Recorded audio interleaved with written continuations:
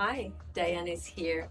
And as I previously told you guys, I started the video series where I sit down with famous, amazing artists and learn stories about their art, what inspired them, and just the pure magic.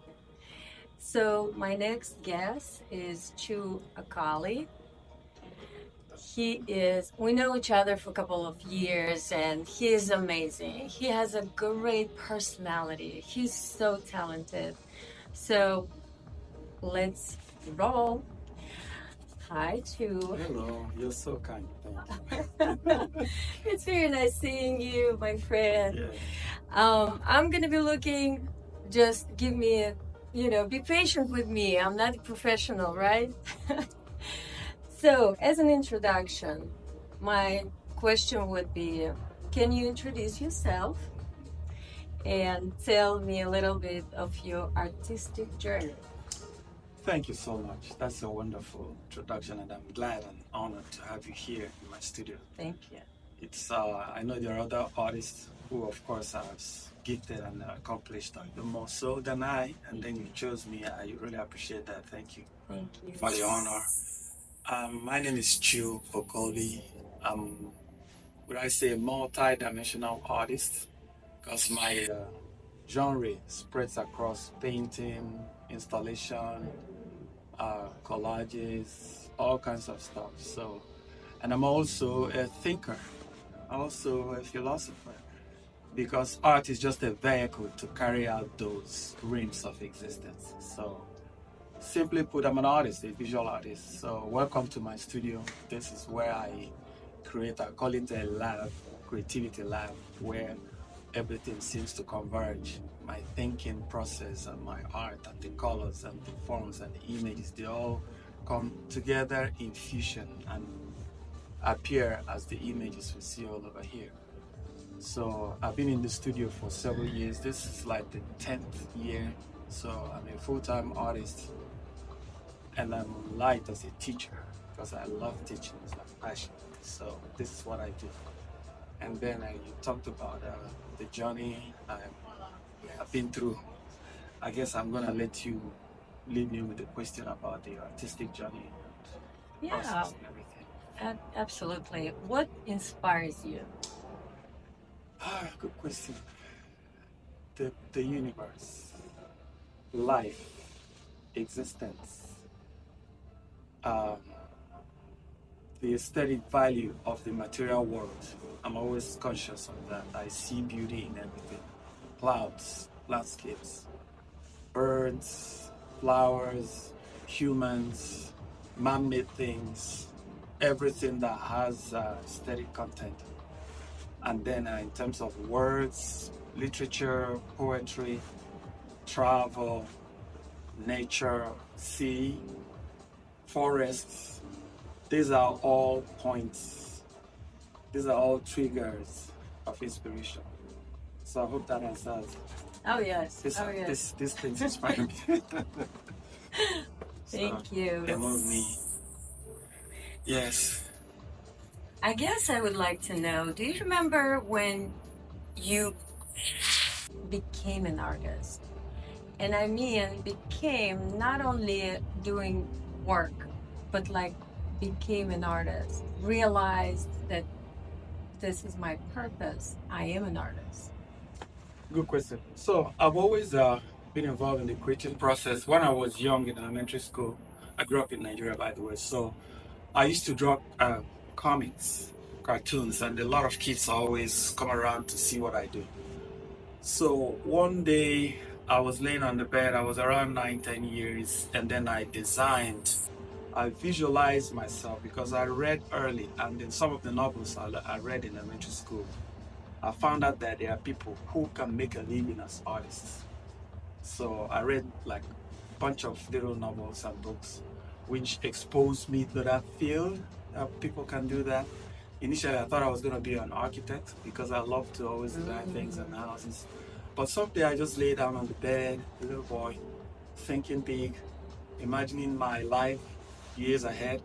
So I came up with this vision that I one day I'll have a studio with white walls and high ceilings. Does this remind you That's of the something? one. Yes. So and I pictured myself where I will have paintings on the walls and people are coming from all over the place to look at them and buy. And that was the vision I had when I was like 19-year-old. That vision I drew the gallery the way, the studio the way it would be, where the couch will be, where the chairs will be, where the table, the easel. So dreams, when applied with effort and perseverance and constant application of the talent you have, will always break the bonds of resistance and lead you to triumph and conclusion. So I think that's the moment that I knew I was going to be an artist. Thank you. And Chu is not only an artist, he creates beautiful poems, right? Yes. It was an event where Chu invited me and a couple of other friends, and it was just an amazing evening. Thank you. Thank you. I appreciate you guys coming. You're so talented. I love being friends with you. And again, you have such an amazing personality. Thank you. So I guess,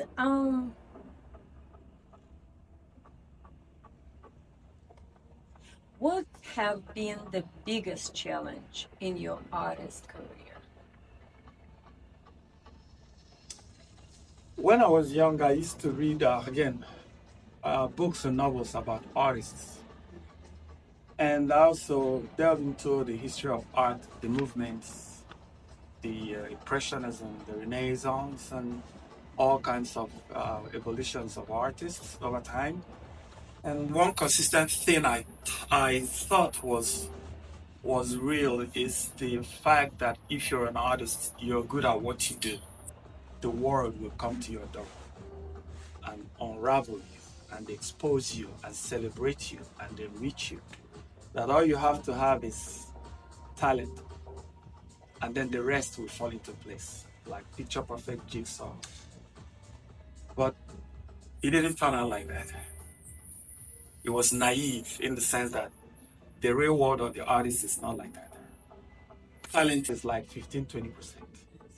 That you have to bring in every other thing, like how you network, how you go out of your comfort zone to bring people to you.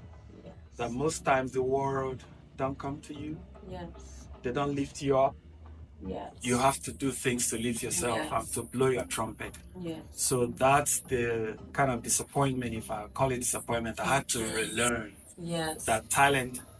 Like we used to think and read that Van Gogh, all those successful artists, they were just in their studio working, and then things started happening. It's not like that. No. And that has, kind of fallen over generations of people who go to school. They don't learn those skills of promotion, marketing, networking, how to make the career their business, their source of living. So they come out of training in schools and colleges, and they are shocked to find out that the world is not going to come to you. Absolutely. You have to do something. Yes. You have to market yourself. And truly, as artists, we don't want to do those things. Oh yeah. I don't even want to be sitting here talking to you. Nothing personal. I would prefer. I'm saying just paint. So doing it is because of the quality of who you are and what you do, and my understanding that our relationship is what I really appreciate, and this we have. So most artists don't know how to promote themselves, market, do the things that they need to do. Yes. The good thing is that in the recent decade or couple decades now, we have social media, which makes it easier for artists to reach out. Otherwise, it used to be that they don't have the tools and the skill. So that's the one disappointment I have. But we've overcome it and we're moving on. Yes, I agree. The other thing I would, I guess, add is when you see the artwork, it's it's not only spending time on doing art, it's also everything that's behind the scenes, Yes, yes. where you have to have this dream Hmm. and you follow it, but it's a hard job. Yeah. It makes me, when people say artist is not a job, it's, I'm an artist, and it's actually a hard one. There's so many talented people, and as you said, they all confused after schools or Yes. self-taught Yeah. artists. Yes. Well, one of the greatest things I discovered is the quality of having mentorship. Yes, So we didn't used to have a lot of that before. yes, The the profession is not where you just show your certificate and a company, an organization, an entity hires you yes, and you just show up, put in your hours of time and you yes, get paid. So it's about showing up. yes, For here, you invest first. Use your money, buy the supplies, yes, create the vision that you have and put it up there and pour your soul into it and yes, then wait for it to click yes, with someone who will yes, appreciate and purchase or take absolutely. it. So Absolutely. it's risky. Oh, It's yes. not impossible that you don't make a living. It's just like maybe a businessman who goes out, buys a product and come and Yes. set it up and hope for some people to come buy it. Yes. But another twist to it, another layer to it is that what we do is not categorized as necessity. Yes. It's beyond necessity. It Yeah, is. it's not something that people will have to have in order to function or exist in their lives. So that also brings another layer to it. So it's, I wouldn't say hard, but I would say tricky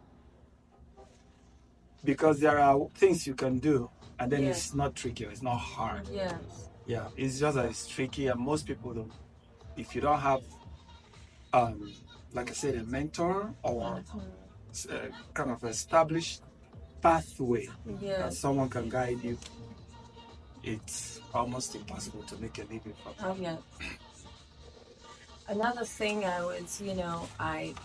was thinking about is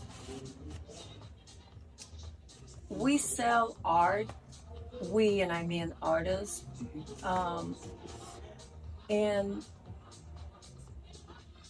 we hope that our buyers, collectors will come and see us, see our talent. But unfortunately, history shows that a lot of artists are not appreciated when they do their art, when they sell, but they become more appreciated. So I guess what I'm trying to say is a lot of what people have to understand, art is about emotions. And even if you don't understand one piece or another art piece, there's a vision. And when you believe in artists, this is when the true support comes from. Yes, yes, yes, yes. So, following up on that, I'll tell you a story. I was in Florence, Italy in 2015. I was invited to be part of the Florence International Biennale of Contemporary Art. Oh, yes. Yeah. So they choose artists from all over the world and then they invite you. And then, so coming from the United States, we're from 60 countries, 10 of us from the US. So we were there, about 400 artists total. So one of the things that some of them, we were talking and they were asking me, who's sponsoring you? And I said, myself. And they were in shock. They didn't believe that I should sponsor myself. Sponsor means pay for the space, the trip, the flight, the accommodation, the logistics, everything, which runs into thousands and thousands of dollars. But I found value and honor in that. So I invested in that.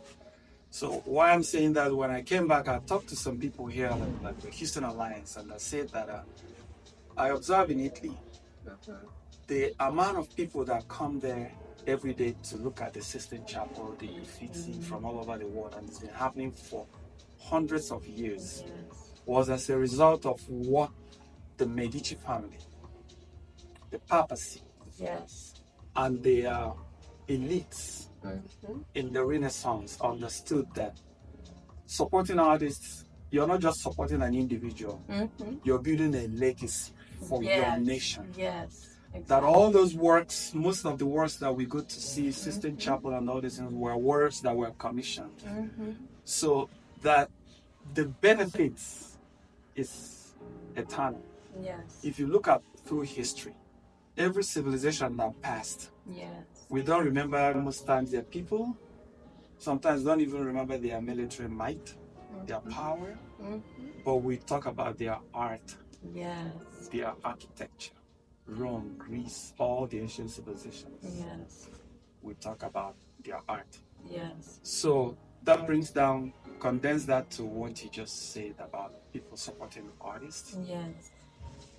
Artists are the visionaries that carry the content of our existence and preserve it and haul it into the future, into posterity. So it is incumbent on everybody, these people around, to know the value of an artist. Because every artist could have maybe easily gone into business and become really wealthy. I know that I could do business very well if I choose to. So if I come out in the world and say I want to be the richest guy around, I could have. But there is a sense of mission in this. There's a calling. And sometimes you cannot shake it off. But the people who support us, we appreciate them. And it's very glorious and humbling to see somebody come and they are very appreciative of what you do. So I just want to remind everybody that when we support artists, we are building a legacy for our people and for ourselves and for our nation. Because in the future, all these things will become figments of history. Absolutely. And that's the beauty of it, is every artist leaves, let's say, certain pattern in the history. Yes. And it's just beautiful. Yes. It's beautiful. Yes. I'm not gonna take more, like, any more time from you. The one last question. Sure. I know you opened the new studio in New York, which is amazing. Can you tell a little bit? Okay, thank you. Yeah. So New York obviously is. I'm just bragging about my guest. Thank you. Thank you.